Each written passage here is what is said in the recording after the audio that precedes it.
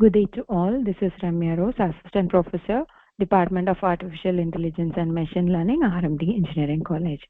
This video we are going to discuss on the Flageolet-Martin algorithm. So before knowing about Flageolet-Martin algorithm, we will have to know why we are going into that particular algorithm. So we just want to know, when we want to find certain distinct element from a larger data stream, we use Flageolet-Martin algorithm. So every day in the internet, more than 2.5 quintillion of information is being shared, or say for example, take right from your mail itself, email. Every day the inbox is getting loaded with too many new mails. So the availability of information towards you is going to be high as the day goes.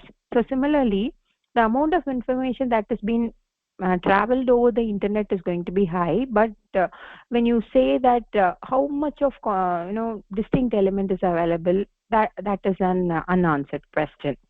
So to know to find the distinct element on a higher data stream, we are going to use Flageolet-Martin algorithm. First, we'll see how the algorithm works. So the algorithm works with 4 major steps. One is when we have a stream of information, we have to select a hash function h. So this hash function will map you to a string of bits. So when I have a stream input, the stream input is going to be given to a hash function. The hash function will convert this stream input into a bit stream. Now, from the bit stream, you're going to find the length of the trailing 0. That is represented with the help of r of x. Then you're going to calculate the maximum of r of x, and the distinct element will be calculated with respect to 2 power r. So now this is the common algorithm. So 4 steps. You have to set the hash function first. So this hash function will convert your information into a bit stream. Now out from the bit stream, you have to calculate the length of a trailing 0, which will be named as r of x. Now from the available r of x, I want to find the maximum among the r of x, which is represented as capital R, and the distinct elements will be represented with 2 power r. So this we'll see in an example. So this is our stream. Our stream of input is going to be 1 3 2 1 2 3 4 3 1 2 3 1. So now I'm going to set a hash function. So my hash function here is h of x, that is 6x plus 1 mod 5. So this 6x plus mod 5 is given to 1 first. So now my answer is h of x is going to be 2, and here the binary, it has been mapped to its binary bit. Similarly, 3, 6x plus 1 mod 5 is given to with respect to 3.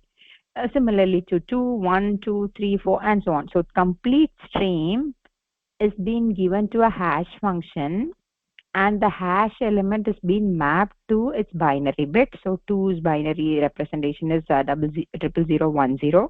3's binary representation is 00011.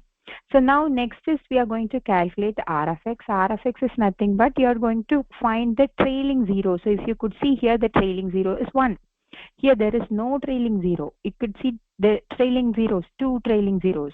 Here you could see all the 5 are trailing only zeros. Here 2 trailing zeros, and so on. So now here r of x is going to have the length of all the trailing zeros, which is 1, 2, 0, 1, 2, 5, and so on. So now capital R is going to be the maximum of r of x. So if you could see in this column, 5 is the maximum.